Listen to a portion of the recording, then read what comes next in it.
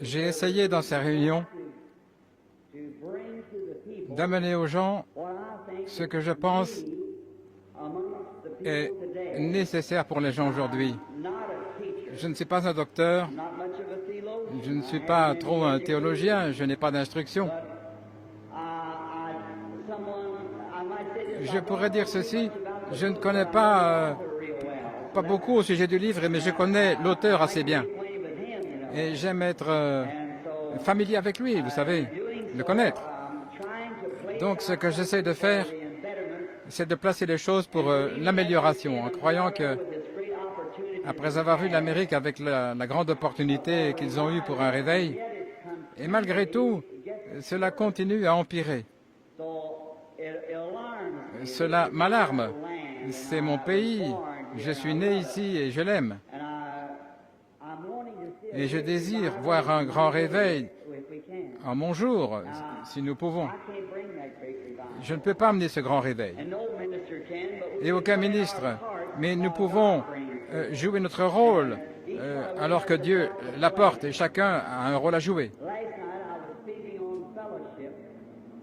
Hier soir, je parlais sur la communion et ce soir, j'aimerais parler de la vie intérieure avec Christ. Et demain soir, si Dieu le veut, je n'ai rien de prémédité. Cela doit venir comme vous vous sentez conduit parce que je ne prêche pas au départ de notes, mais comme je le reçois et j'aime parler. Et c'est là où je pense que les pentecôtistes ont fait une erreur demain soir, Dieu voulant.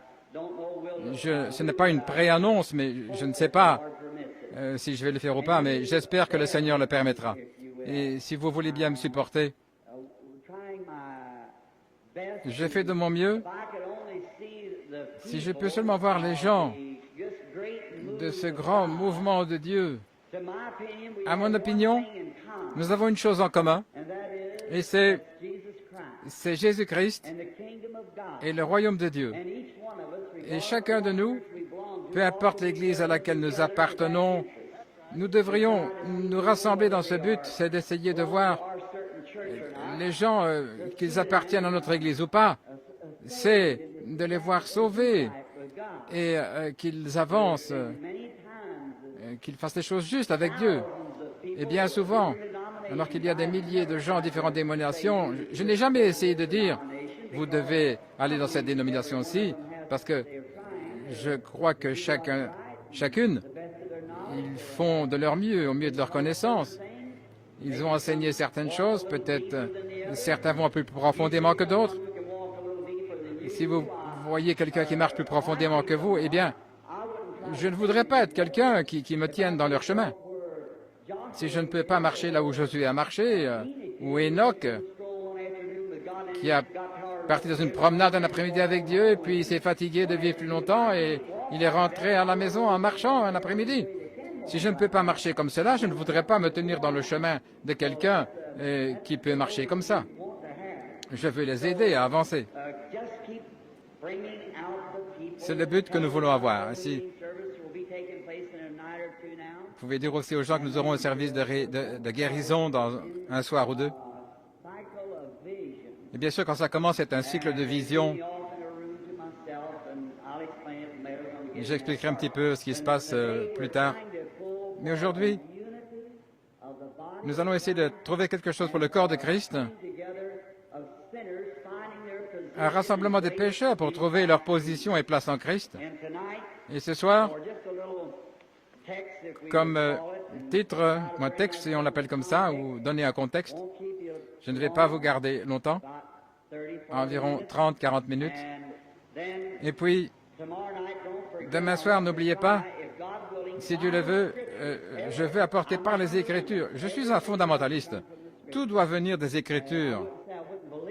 Je ne dirais pas que je ne le crois pas, mais je ne comprendrais pas correctement si ça ne venait pas des Écritures.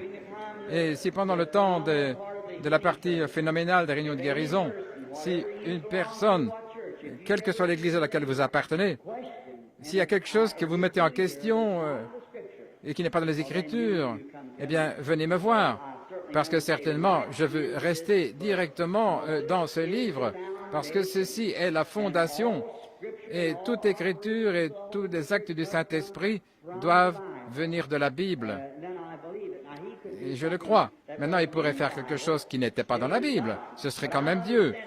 Je le comprendrais mieux si ça vient directement de la Bible. J'aime les choses ainsi, parce qu'alors je sais que c'est correct. Maintenant, dans le livre des Hébreux,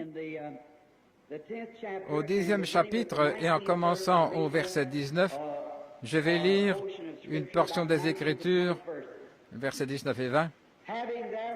Ayant donc, les frères, l'audace d'entrer dans le lieu très saint par le sang de Jésus, par un chemin nouveau et vivant qu'il a consacré pour nous, au travers du voile, c'est-à-dire de sa chair, ayant un souverain sacrificateur sur la maison de Dieu. Maintenant, que le Seigneur ajoute sa bénédiction à cette lecture de la parole. Courbons la tête un moment pour la prière. Un frère vient de me donner une petite note il y a quelques moments, je ne l'ai pas lue. Ça concerne une dame ici ce soir qui a quelqu'un, un ami ou quelqu'un qui est à l'hôpital qui est vraiment, vraiment malade. Un bébé ou un enfant qui est proche de la mort. Maintenant, ensemble, mettons-nous d'accord afin que Dieu puisse retenir la main de la mort pour ce bébé ou quoi que ce soit, ce bien-aimé. Il peut le faire, les amis. Ici, dans la vallée, il m'avait apporté un petit bébé mort il y a quelques années. Vous vous souvenez à San Bernardino, qui était mort depuis le matin. J'ai posé mon corps, pas mon corps, ça n'a rien à voir avec cela, mais c'est la prière à Jésus. Et le petit bébé s'est réveillé, il est revenu à la vie. Ainsi, courbons la tête.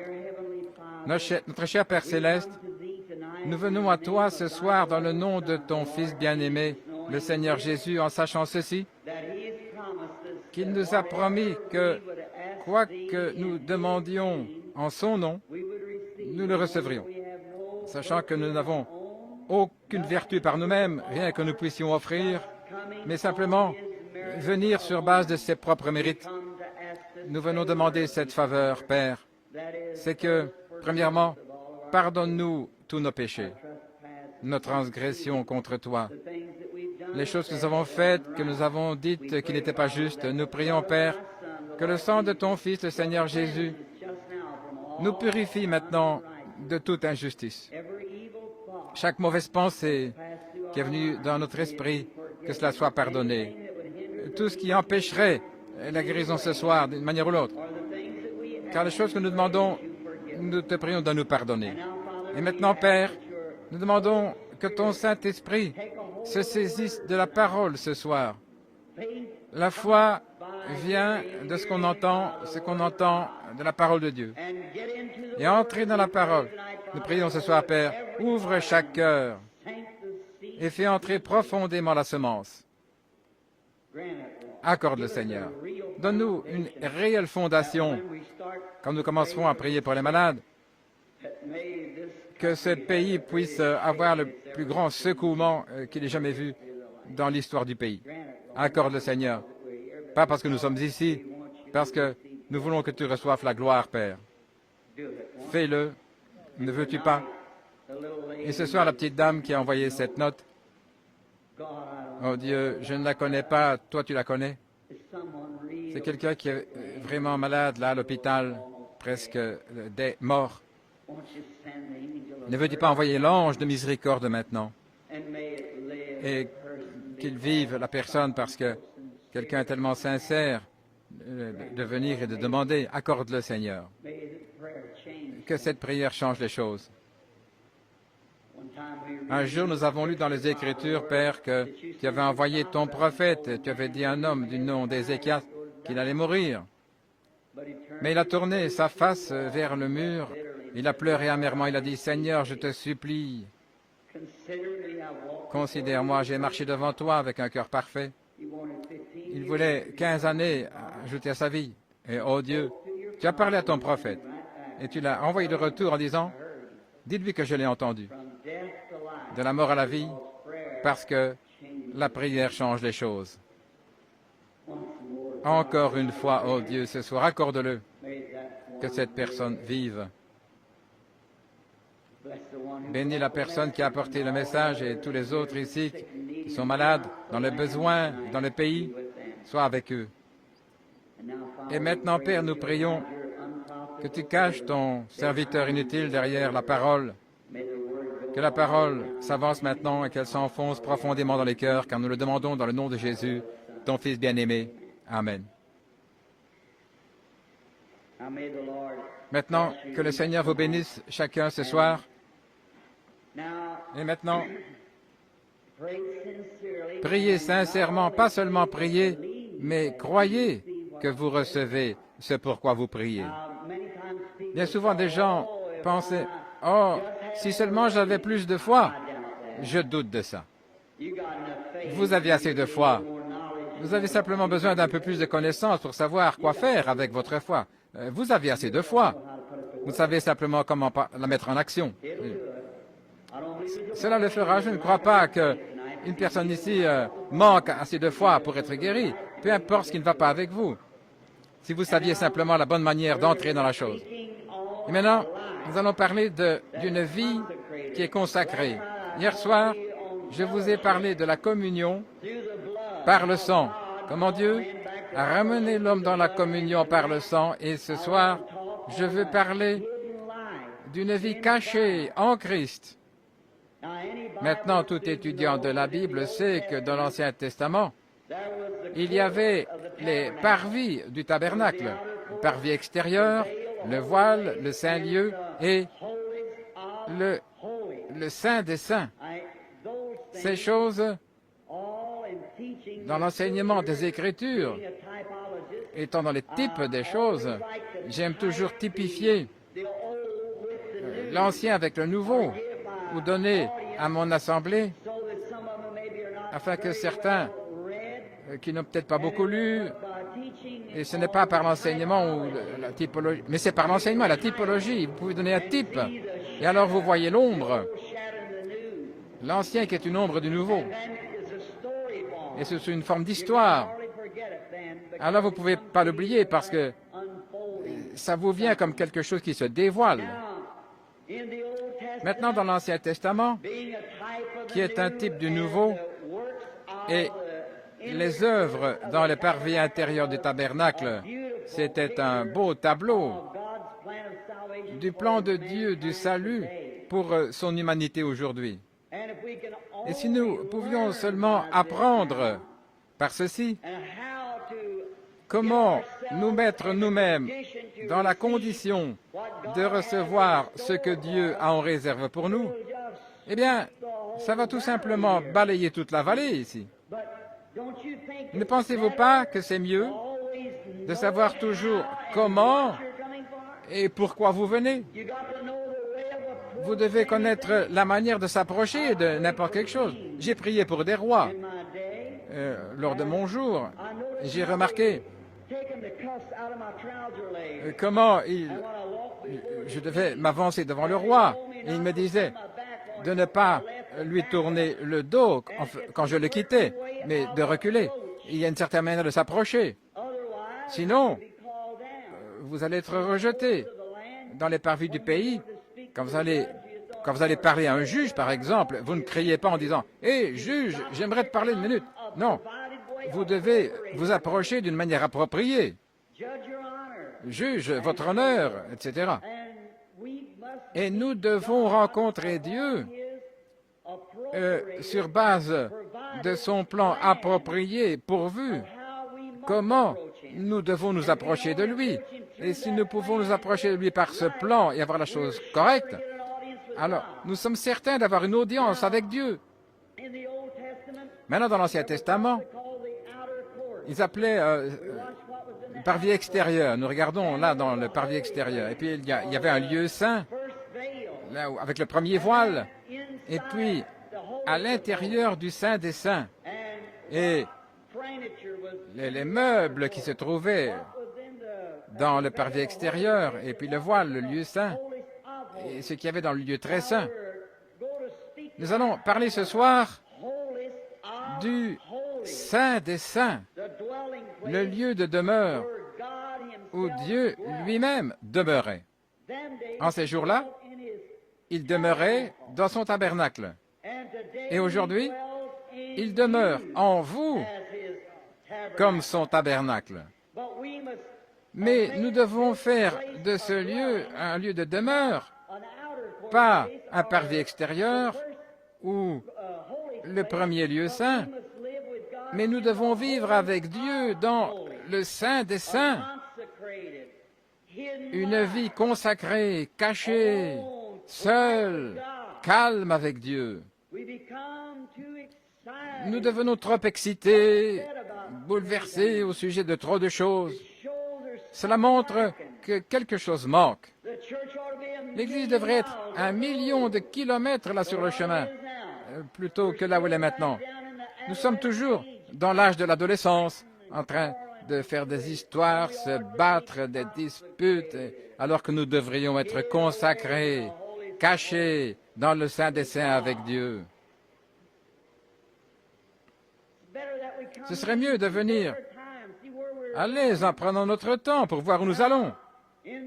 Maintenant, tout comme Dieu vivant dans ces 3 parvis, certainement il vit dans le parvis de l'Assemblée, il vit aussi ici dans le lieu saint.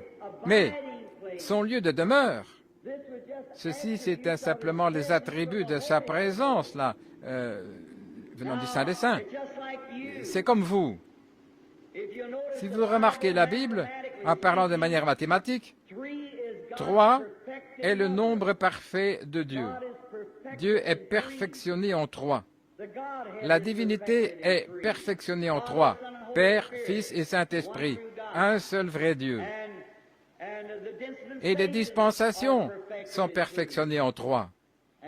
Et il y a les 3, les 7, 12, 24, 40 et 50. Ce sont les nombres de la mathématique de Dieu au travers des Écritures. Et remarquez, vous-même, vous êtes perfectionnés en 3. L'âme, le corps, l'esprit, l'eau, le sang, l'esprit. 3 choses qui sont venues de son corps, qui forment la nouvelle naissance. Il y a 3 choses qui viennent de son corps pour la nouvelle naissance, l'eau, le sang, l'esprit. Et c'est la même chose avec une naissance naturelle. J'ai une assemblée ici mélangée, mais si vous écoutez votre médecin, je suis votre frère. Quand un bébé est né, une naissance naturelle, tout d'abord vient l'eau, et puis le sang, et puis la vie, l'esprit. Et c'est la même chose avec la nouvelle naissance, l'eau, le sang et l'esprit. La justification par la foi, croire au Seigneur Jésus-Christ, la purification, la sanctification par le sang, et puis le baptême du Saint-Esprit pour vous placer dans le Saint des Saints. Cela constitue l'homme qui est séparé de Dieu et caché en Christ. Je dis ceci avec respect. Il y a trop de gens parmi nous qui jouent dans les parvis. Voyez-vous, nous n'emmenons pas nos vies pour être cachés avec Christ. Le fruit de l'Esprit le prouve. Nous pouvons penser que nous le sommes. Mais est-ce que votre vie s'aligne avec cela? C'est ce qui prouve la chose. Jésus a dit, c'est par leurs fruits que vous les connaîtrez, pas par leur dénomination, mais par leurs fruits, vous les connaîtrez. Et le fruit de l'Esprit, c'est l'amour, la joie, la paix, la longanimité, la bonté, la gentillesse, la patience, la douceur, la tempérance, les fruits de l'Esprit. Dieu sait aujourd'hui que les gens de la sainteté, c'est qu'ils ont besoin, et aussi les calvinistes, eux tous, ce qu'ils ont besoin aujourd'hui, c'est davantage du fruit de l'Esprit, davantage de vie pour le prouver. Nous avons eu beaucoup de témoignages, mais comme dit l'ancien dicton, votre vie parle si fort que je ne peux pas entendre votre voix. Nous sommes des épîtres écrites de Dieu, lues de tous les hommes. Ici, il n'y a pas longtemps, il y avait un évangéliste qui est venu en ville, et un homme a dit, enthousiasmé, venez écouter cet homme. J'aimerais, oui, mais vous savez, ce soir, nous avons une réunion à notre propre église. Il a dit, j'irai demain soir. Il a dit, ou la semaine prochaine. Mais nous avons des réunions à notre propre église, il a dit. Et j'irai demain. Et il a dit, oh, mais c'est vraiment un homme bon, il parle merveilleusement. Il dit, je ne doute pas d'un mot que vous avez dit concernant cet homme merveilleux. Il a dit, mais je vis à côté de mon pasteur et mon voisin, vous voyez. C'est votre vie. Nous pouvons être vraiment très orthodoxes. Et c'est là où je pense que beaucoup de problèmes nous viennent ici en Californie. Nous sommes trop orthodoxes. Je pense que c'est juste. Tellement orthodoxe, mais la lettre est très bien, mais elle tue. Mais c'est l'esprit qui donne la vie. Et ayez l'esprit juste qui donne la juste sorte de vie. Voyez-vous, vous devez avoir la vie correcte. Et maintenant, dans l'extérieur, comme vous dans votre vie ici sur la terre, vous vivez dans une maison à 3 pièces. Vous savez cela? Vous dites, oh frère Branham, je ne suis pas d'accord avec vous. Non, non. Vous vivez dans une maison à 3 pièces. Vous pourriez avoir, vous avez une cuisine, vous avez un living et vous avez une chambre à coucher. Peut-être que vous avez 3 ou 4 chambres à coucher, 2 ou 3 cuisines, mais vous vivez quand même dans ces 3. C'est l'usage que vous en avez. C'est juste. Eh bien, Dieu vivait dans une maison à 3 pièces dans son tabernacle. L'assemblée, les parvis de l'assemblée, le lieu saint et le saint des saints. Et maintenant, 3 pièces, cela représente les marches que vous prenez, l'endroit d'une pleine consécration avec Christ. La cuisine, c'est là où vous mangez. Le pécheur vient à la réunion, il se régale de la parole. La foi vient de ce qu'on entend de la parole, il vient pour entendre la parole. Et bien souvent, nous substituons tellement de choses au lieu de la parole. Spécialement aujourd'hui, nous substituons avec le phénoménal. Nous substituons avec beaucoup d'autres choses qui ne devraient pas être là. Après tout, l'Église, c'est pour la prédication de la parole. Des témoignages, c'est bien, et différentes choses que nous faisons, c'est merveilleux. Mais nous devons donner à la parole la première place, parce que c'est pour le pécheur et pour les gens qui ont le Saint-Esprit également. Jésus a dit, quand Satan l'a tenté, il a dit, « Il est écrit, l'homme ne vivra pas de pain seulement, mais de chaque parole qui sort de la bouche de Dieu. » Le Saint-Esprit se nourrit de la parole de Dieu. Il prend la parole et la place dans votre cœur. Cela vous fait grandir en force avec une Bible bien exposée, et j'aime cela. J'aime m'asseoir et entendre un bon enseignant de la Bible qui prend la Bible et qui expose la chose. Il y a alors un esprit de gentillesse et de douceur avec cela pour bien faire s'enraciner la chose et grandir. Nous mangeons dans la cuisine, c'est là où le pécheur vient entendre la parole, la foi vient de ce qu'on entend. Après avoir entendu la parole, alors il entre en communion avec l'Église. Après avoir entendu la parole, il la reçoit. Alors, vous le baptisez, le baptême chrétien, et cela le conduit dans une communion. Alors, il entre là dans l'assemblée. Et c'est là, vous venez dans l'endroit, en passant de la cuisine au parloir, pourrait-on dire, vous avez communion avec vos voisins, etc. La communion dans le parloir, mais ensuite votre chambre à coucher, c'est le lieu de repos. Et après le travail d'un jour difficile, vous êtes là toujours seul dans la chambre, vous vous reposez. Dans ma maison, la chambre de prière, c'est la chambre à coucher. Bien souvent, j'étais dans des maisons, j'ai vu les mamans, etc., sortir de la chambre à coucher avec un petit tablier, s'essuyant les yeux, en pleurant, en priant, dans le lieu secret, un lieu de rencontre, seul avec Dieu, isolé. Oh, c'est un lieu merveilleux pour se trouver là. Et quand un homme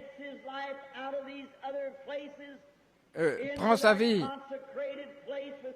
et qu'il la met dans cette place consacrée avec Christ, remarquez, Chaque année, le grand prêtre entrait dans ce lieu. L'assemblée suivait, mais quand il entrait dans ce grand endroit où le voile retombait derrière lui, le parvis intérieur, le Saint des Saints, personne n'osait le suivre. Là, il était seul avec Dieu.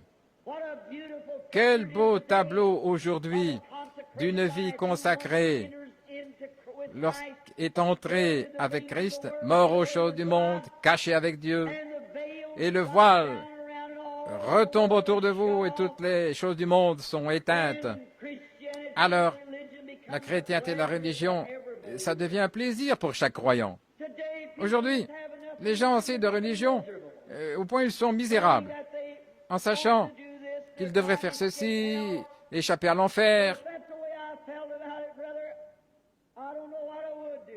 Et voilà comment je sens, frère. Je ne sais pas ce que je ferai. Oh. Entrez avec Christ et fermez toutes les choses du monde pour avoir communion avec lui. Et c'est un plaisir. C'est beau. C'est quelque chose qui remplit et qui satisfait l'âme.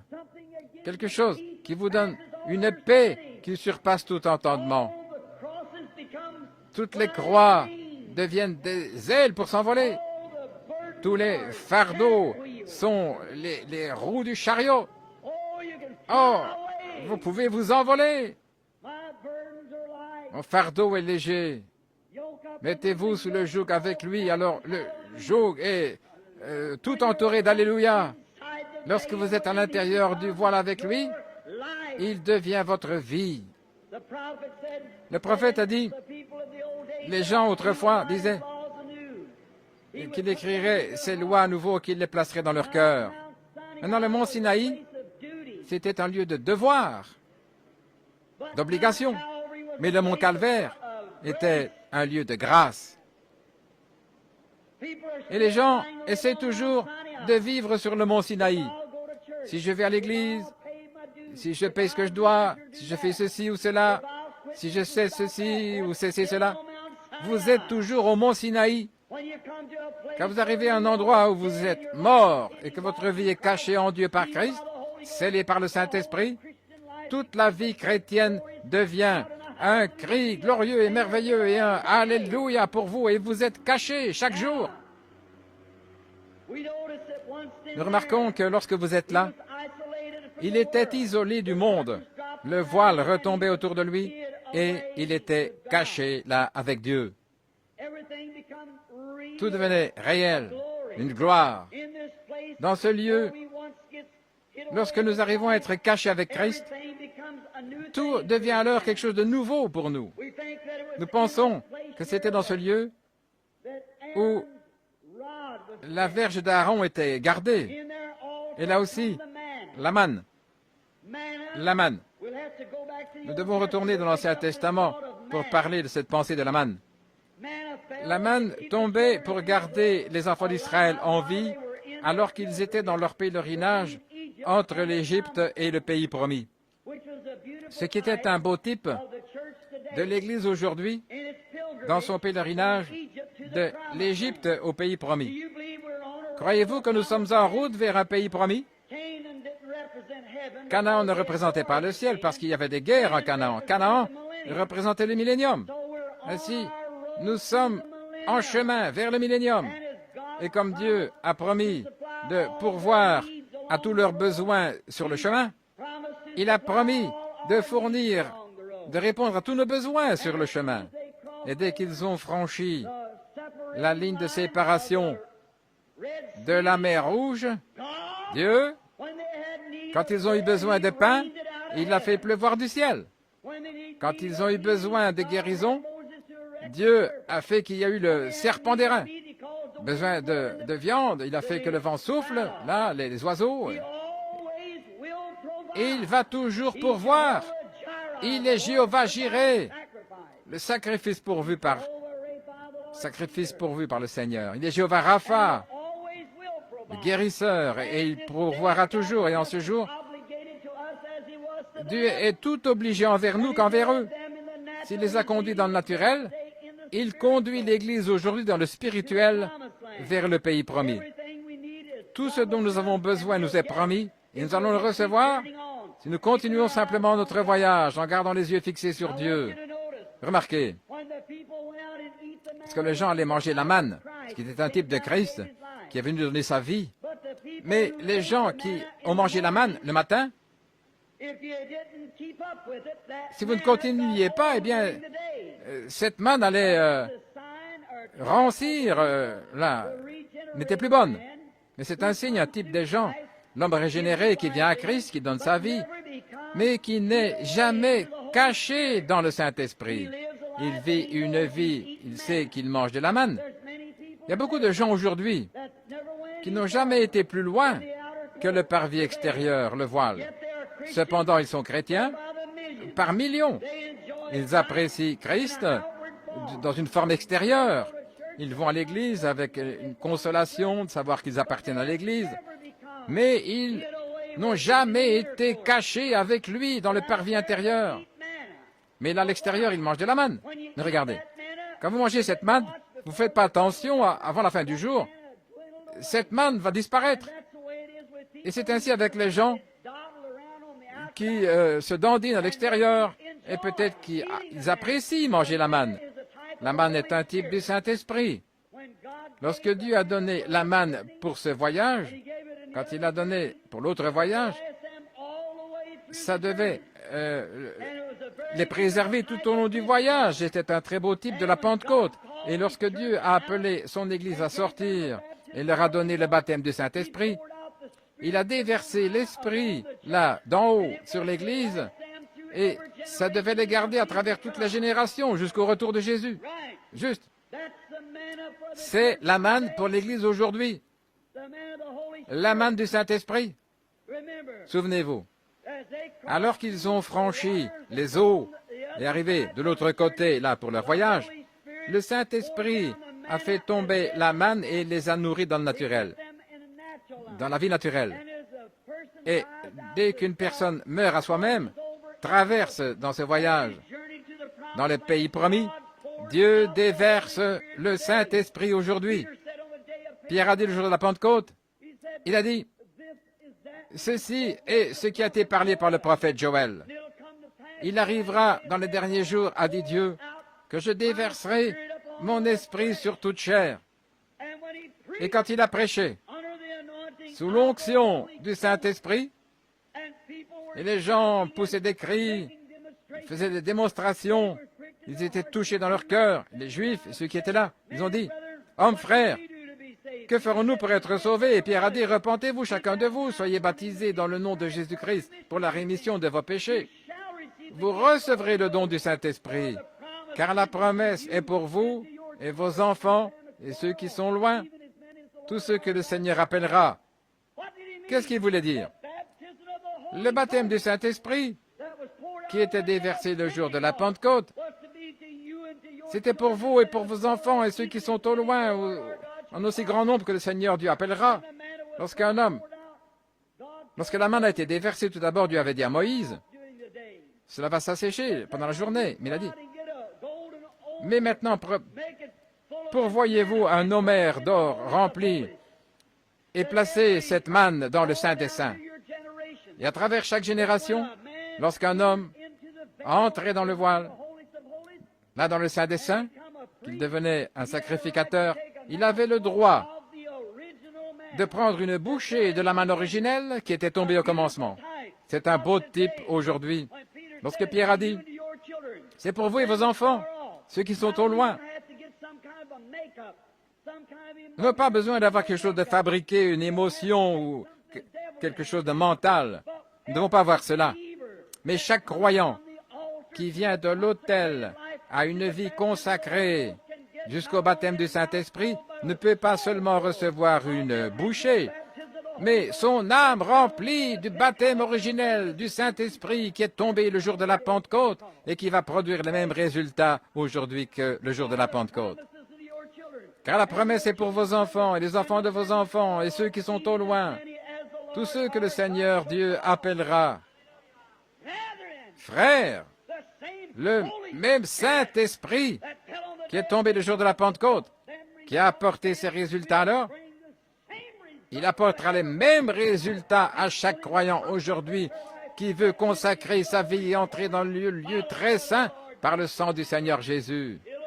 Cela va briser les traditions, ça va changer le cœur des hommes, ça va vous faire fondre en une seule personne en Christ Jésus, envoyer un réveil à l'ancienne mode dans le pays. Amen. Ce qu'il nous faut aujourd'hui, nous avons besoin d'un réveil à l'ancienne mode envoyé par Dieu venant du ciel, un réveil du Saint-Esprit, pas juste un petit peu de secousse ou quelque chose d'émotionnel fabriqué, mais à l'ancienne mode, mourir à soi-même, se consacrer, alléluia, une religion du ciel bleu qui tue le péché. Ça ne va pas vous laver seulement, mais ça va vous laver au point de devenir blanc. Le diable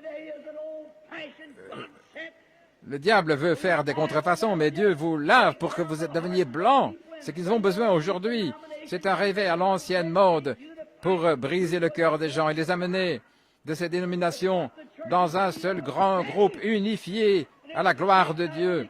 C'est ce dont l'Église a besoin et cela va secouer pas seulement la Californie, mais toute la nation. Et la raison pour laquelle nous allons nulle part aujourd'hui, c'est parce qu'il y a trop de professions à l'œil sec. Se joindre à l'Église tiède, des membres d'Église rétrogrades, c'est la vérité. Nous avons besoin de l'ancienne mode, du réveil comme Saint Paul, envoyé par Dieu, et le Saint-Esprit avec puissance pour être brisé et que les gens agissent différemment et un autre aspect, marchent différemment, parlent différemment et vivre différemment dans leur vie quotidienne. Nous avons besoin de ça, les amis. Les méthodistes en ont besoin, les baptistes, les pentecôtistes en ont besoin. Ils en ont tous besoin. C'est juste. Nous marchons du mauvais côté. Nous allons après la mauvaise chose. Le Saint-Esprit devait se continuer à chaque génération. Moïse, quand il eut ce grand pot là-bas, parfois ce pain qui était laissé à l'extérieur, les gens, parfois ils ont des crampes de campground. C'est le problème avec l'Église aujourd'hui. Il y a trop de ces choses qui restent, c'est juste. Il y a des gens qui mangent juste assez de manne pour qu'ils se sentent bien et ils ont faim pour davantage. D'un réveil à l'autre et vous devez être chaque fois renouvelé. Oh frère, pourquoi est-ce que vous n'arrêtez pas ce non-sens pour entrer dans le lieu très saint par le sang du Seigneur Jésus? Chaque morceau de manne vous garde là d'un jour jusqu'au soir et la semaine prochaine, ça ne marchera plus. Ça sèche. Mais si jamais vous vous consacrez pour ici manger là où la manne reste toujours fraîche jour et nuit, une année après l'autre, dans le lieu très saint, alors vous pouvez rencontrer cet homme qui a marché là, peu importe s'il a été dans un réveil pendant 6 mois. Il reste toujours doux comme il était le jour où il était dans le réveil. C'est juste. Vous pouvez le rencontrer un jour où vous pouvez crier ou un jour de ténèbres, mais il reste le même. Parce qu'il vit dans la gloire de Dieu. Il vit où il y a de la manne fraîche tout le temps. Où ce n'est pas un fardeau de prier toute la journée et de prier le lendemain. Frère, restez avec lui tout le temps dans le lieu très saint. Est-ce qu'un homme peut vivre comme cela? Absolument. Voilà pourquoi Jésus est mort. Amen. Regardez. Voilà où ils avaient placé la verge d'Aaron. Pas dans le parvis extérieur. Il l'avait mis ici, à l'intérieur, afin de sélectionner qui serait sacrificateur. Je sais que ça parle directement de Christ, mais tout est un type là concernant le pécheur. Si vous prenez un homme qui va et vient toute sa vie et qui est toujours mort dans les péchés et les transgressions, mais quand cet homme était à l'extérieur avec cette verge-là, c'était un bâton ordinaire. Là, séché dans la main d'Aaron, il n'y avait aucune vie dedans. Et ça, c'est un homme qui est retranché de Dieu. C'est un homme qui est sans Christ. C'est un homme peut-être qui a été membre d'Église, mais qui ne sait pas plus de Dieu qu'un Hottentot au sujet d'un cavalier égyptien. Voilà. Oh, j'appartiens à l'Église. C'était dans la main d'Aaron. Oui, il a été utilisé, mais c'était mort. Mais lorsque cette verge a été placée dans le lieu très saint, dans le lieu consacré par Dieu, dans la présence du Saint-Esprit, vous savez ce qui est arrivé?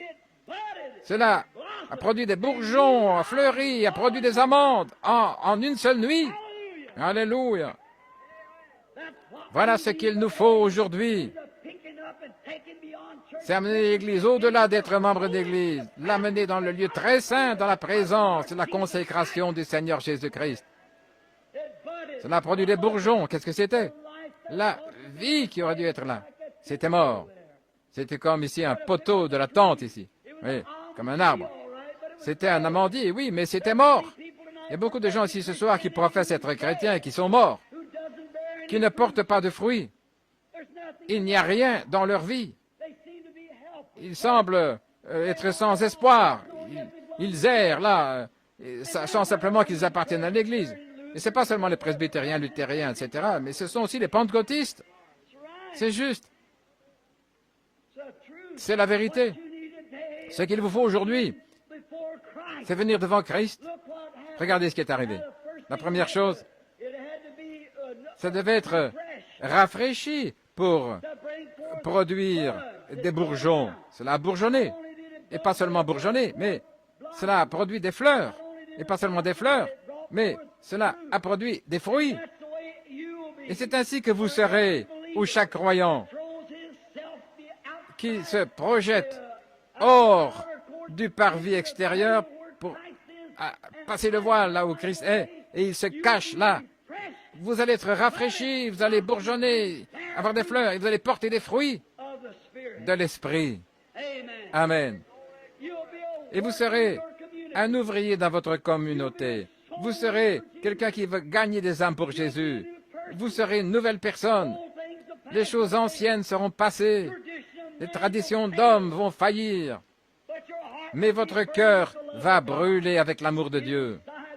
À l'intérieur de ce lieu, où cette vieille verge était là, posée là, dans la présence de Dieu, Dieu vivant, dans la gloire, là, les chérubins. Et cette verge, c'est arrivé d'une seule fois, et frères, sœurs, une vie qui est consacrée, qui se tient là devant Dieu, ça va aller changer, aussi sûr que je suis à cette chair ici ce soir. Ça va ôter toutes ces luttes-là, toutes les différences hors de vous.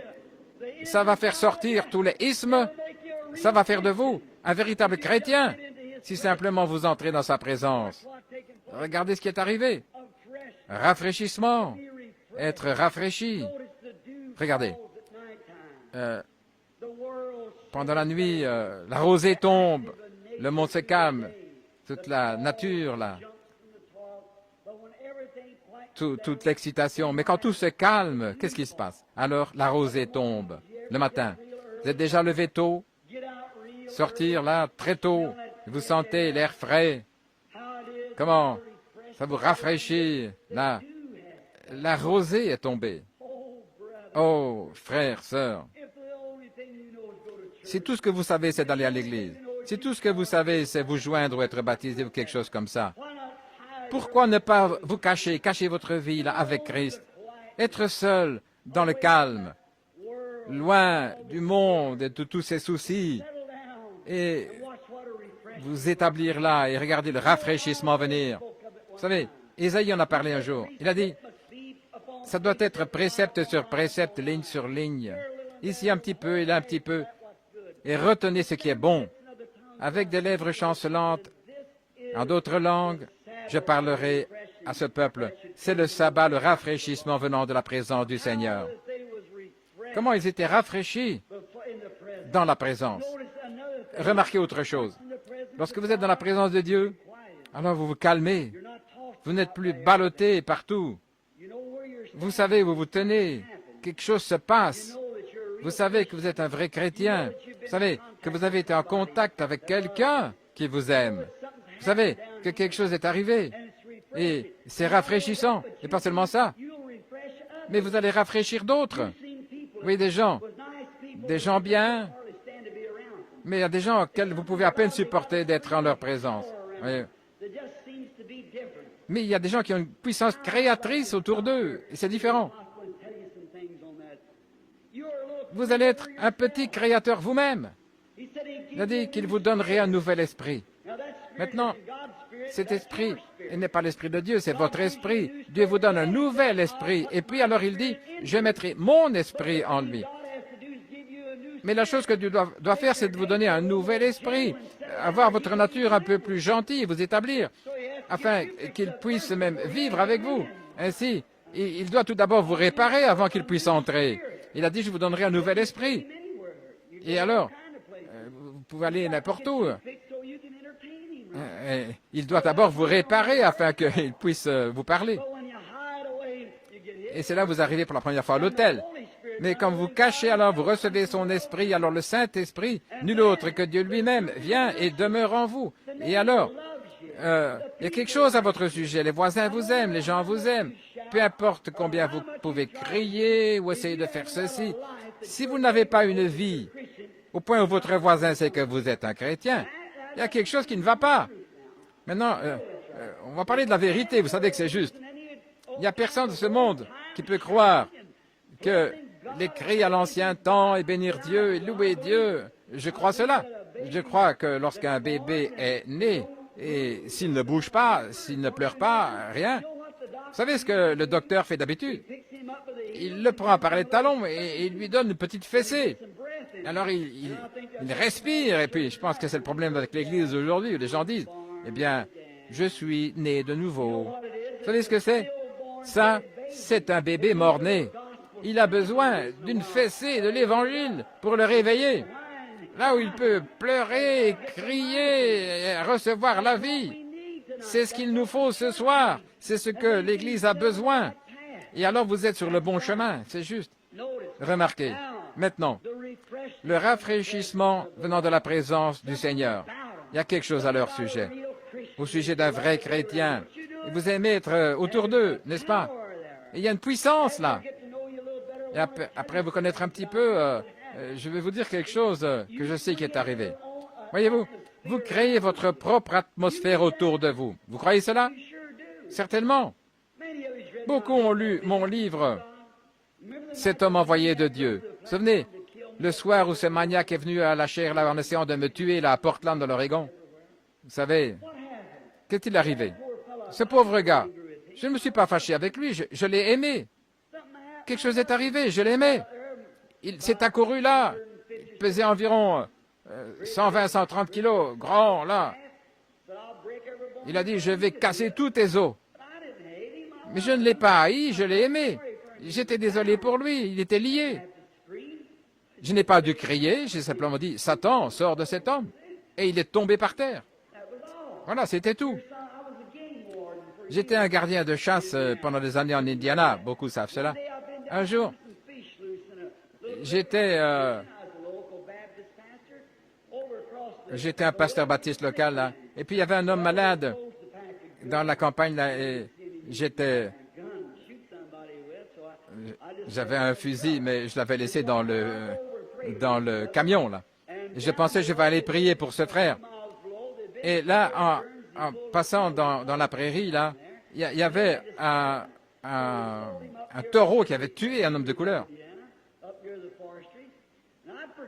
Et j'avais oublié qu'ils avaient vendu ce taureau-là. Et puis moi, j'ai marché dans le champ. Et au milieu du pâturage, là, tout à coup, sortant des buissons, là, j'ai vu ce grand taureau. Il était là. J'ai regardé, là. J'étais trop loin de la clôture pour courir. Il n'y avait pas d'arbre pour me réfugier. J'étais là et il est venu. Mais quelque chose est arrivé. Oh, je souhaiterais que ça arrive tout le temps. Mais ce n'est pas le cas. Mais quand j'ai vu, quand il y avait un malade, là, et quelque chose est arrivé, ce n'est pas l'homme. C'est lorsque Dieu peut se saisir de l'homme. C'est quand il est consacré. Regardez sur la plateforme quand des visions se passent. Regardez, lorsque les mauvais esprits qui se déplacent là, regardez ce qui arrive. C'est s'abandonner au Saint-Esprit. Au Saint-Esprit. Alors il vient, il prend le relais. Regardez ce qui arrive. C'est Dieu, ce n'est pas l'homme. Et si nous ne vivons pas là-dedans, Oh, Dieu, laisse-nous vivre là. Et ce taureau était là, à une vingtaine de mètres de moi, et il avait de grandes cornes. Et je pensais, c'est la fin. Et au lieu de détester ce taureau, ça semblait étrange. Je l'aimais. Je souhaiterais pouvoir lui expliquer. Laissez-moi vous dire quelque chose, frère. Vous n'arriverez jamais en contact avec une plus grande force dans cette vie que l'amour. Oui. Je n'essaie pas de conquérir les démons en leur donnant des coups de pied. J'aime Dieu. Voyez-vous? L'amour, voilà ce que Dieu est. Dieu est amour. L'amour fait bouger Dieu. Dieu a tellement aimé le monde. C'est l'amour. L'amour, c'est ce qui conquiert. Et lorsque ce gros gaillard-là s'est avancé vers moi, je savais que ça allait être la mort dans quelques moments. Mais quelque chose est arrivé. Quelque chose m'est arrivé. Et je l'aimais, je pensais, pauvre petit gars. Il était dormi, là, et je suis sur sa terre. Je n'aurais pas dû être là. Il s'est avancé vers moi comme il pouvait, fort. J'ai dit, regarde, petit gars, tu es une créature de Dieu. Je suis le serviteur de Dieu. Je suis en chemin pour aller prier pour un serviteur de Dieu là-bas. Je suis au service du Seigneur. Je suis désolé de t'avoir dérangé. Maintenant, retourne au nom du Seigneur Jésus-Christ et va te poser là. Et il venait aussi. Et je n'avais pas plus peur de ce taureau que d'un cher frère assis ici près de moi. C'est ça. Vous avez peur. Les gens aujourd'hui ont peur. De quoi avoir peur? Eh bien, la mort même ne fait pas peur à un chrétien. Mort, où est ton aiguillon? Les pensées même des gens, c'est la peur. Oh, frère Branham, le médecin m'a dit que je n'irai pas bien. De quoi avez-vous peur? Il y a une expiation là pour vous. Bien sûr. Et frère Branham, j'ai fait tant de péchés. De quoi avoir peur? Il y a une expiation là pour vous. Il y a quelqu'un qui vous aime. N'ayez pas peur. Les paroles de Jésus constamment, c'était « Ne crains pas. Je suis celui qui était mort et je suis vivant, vivant pour toujours. Ne crains pas. » Ayez cette atmosphère autour de vous. Entrez dans cette atmosphère. Mais non, il est méthodiste, unitaire, trinitaire, il est ceci ou cela. Faites sortir ça de votre esprit. Je l'aime, il est mon frère. Elle est catholique, elle est protestante, elle est... Faites sortir ça de votre esprit. Ayez une atmosphère autour de vous. Sinon, vous ne comprendrez jamais dans le parvis extérieur. Là, vous devez entrer en Christ tout d'abord, vivre dans sa présence. La Bible dit, celui qui vaincra, je lui donnerai un nom nouveau. Je placerai mon esprit en lui. Regardez. Tout d'abord, c'est vaincre. Vous devez vaincre ces choses pour être en Christ. Voilà où l'Église faillit. Vaincre. Vaincre la tempérance, le tempérament. Vaincre les différences. Vaincre les préjudices d'Église. Vaincre la haine. Beaucoup de gens ce soir qui poussent des cris, qui parlent en langue, qui courent dans les allées et qui détestent leurs voisins. Frère, vous êtes encore perdus. C'est une chose dure à dire, mais c'est la vérité. C'est vrai. Avoir la victoire. Vous pouvez seulement vaincre. Vous dites, je mange de la manne, gloire à Dieu. Mais regardez ce qui se passe d'un jour à l'autre. Vous allez avoir des crampes quand vous manquez des repas. Mais venez là où la manne est fraîche tout le temps. Que votre voisin vous traite bien ou pas, vous l'aimerez quand même. Qu'il soit d'accord avec vous ou pas, vous l'aimez quand même. Voilà comment vous devez être. C'est la vie cachée. C'est une vie consacrée. C'est la vie où le voile du monde, et vous êtes fermé aux choses du monde. Là, vous vivez seulement pour Christ. Vous voyez ce que je veux dire, Église? Je ne veux pas blesser vos sentiments. Et je devrais me tenir avec vous au jugement un jour. Je suis responsable s'il ne vous dit pas la vérité et que je la connais. Je crois dans l'écrit, je crois en parler en langue, je crois à toutes ces choses. Mes frères, mais ce n'est pas tout ça qui accompagne la chose. Non, ce n'est pas ça. Ce sont un des attributs. C'est juste. Mais ayez la chose réelle tout d'abord, et ça produira le reste. Beaucoup viendront à moi en ce jour-là et diront, « Seigneur, je n'ai pas fait ceci, cela, chassé des démons et fait toutes ces choses en ton nom. » Il a dit, « Éloignez-vous de moi, vous ouvriers d'iniquité, je ne vous connais même pas. » Faites attention. Et ce taureau, alors qu'il se courait vers moi, et j'étais là. Maintenant, j'ai dit, « Je ne vais pas t'inquiéter, va te coucher. » Et il courait là, il était à 5 mètres de moi.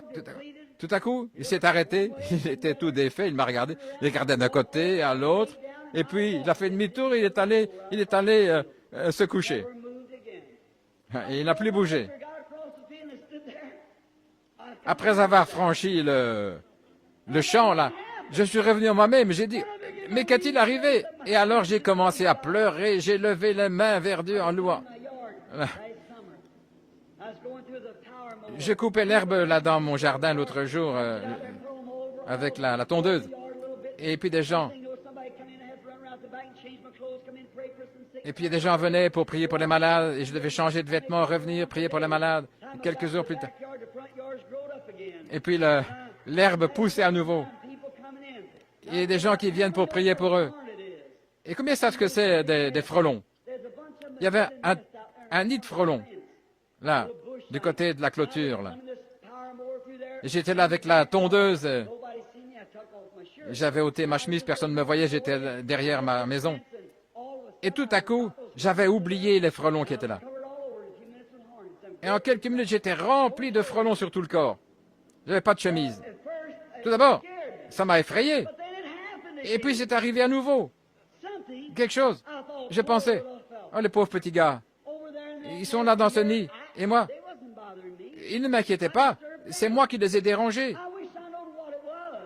Je souhaiterais savoir ce que c'était, mais c'est arrivé comme ça. Et je pensais, les pauvres petits gars, voilà ce que j'ai dit. J'ai dit, maintenant, vous, petite créature de Dieu, c'est Dieu qui vous a créé. Je suis serviteur de Dieu. Je dois me dépêcher ici avec cette pelouse.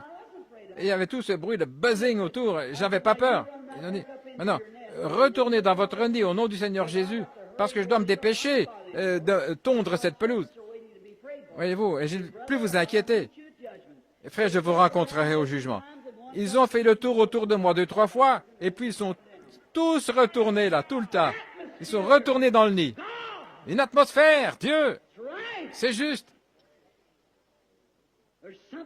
Il y a quelque chose là. La peur est une chose horrible.